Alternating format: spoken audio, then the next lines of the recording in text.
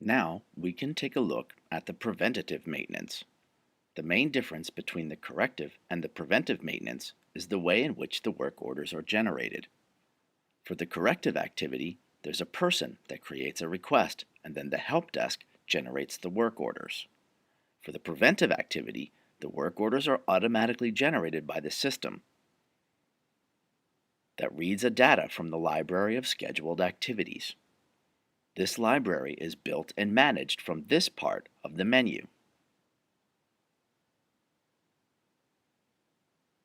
For creating the library of the preventive activities, you have to start from the Maintenance Manual class.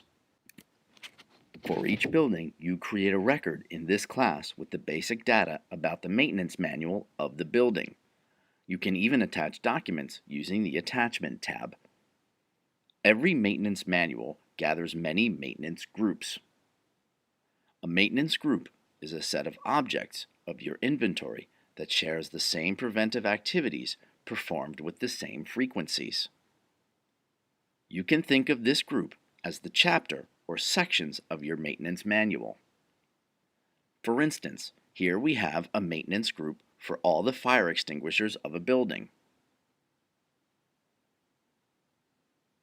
In the end, you define which activities have to be performed for every maintenance group.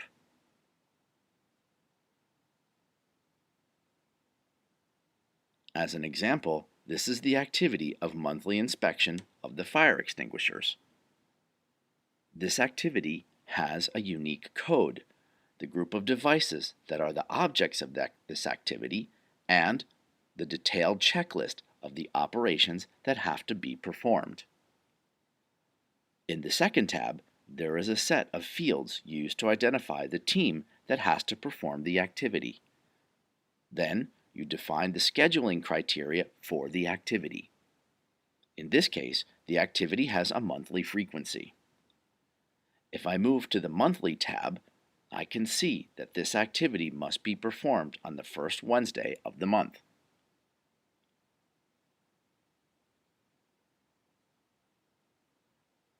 Every time a record is created in this class, the system will automatically read the data and generate the work orders at the appropriate time. You can use the Relations tab for checking the work orders associated to the preventive activities. This is an example of how a work order will look like.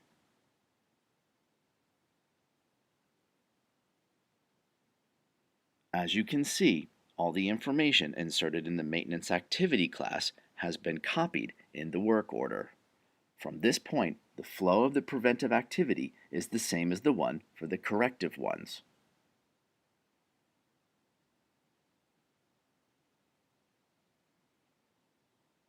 You can check the scheduled work orders. Switching to the Administration module in the Task Manager section, you will find all the scheduled work orders.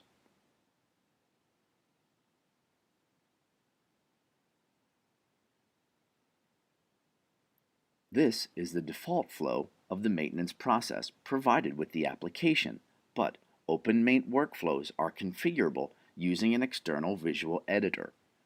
From the Administration module, you can download the XPDL file of the process, and you can edit it using an open source external editor called Together Workflow Editor. The green blocks correspond to the user forms.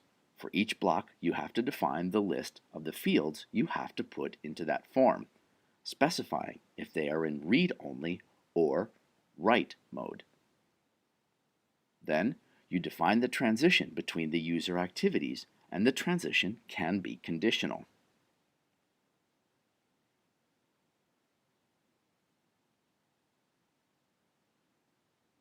The yellow blocks contain the definition of automatic activities that have to be performed during the transition between one block and the other.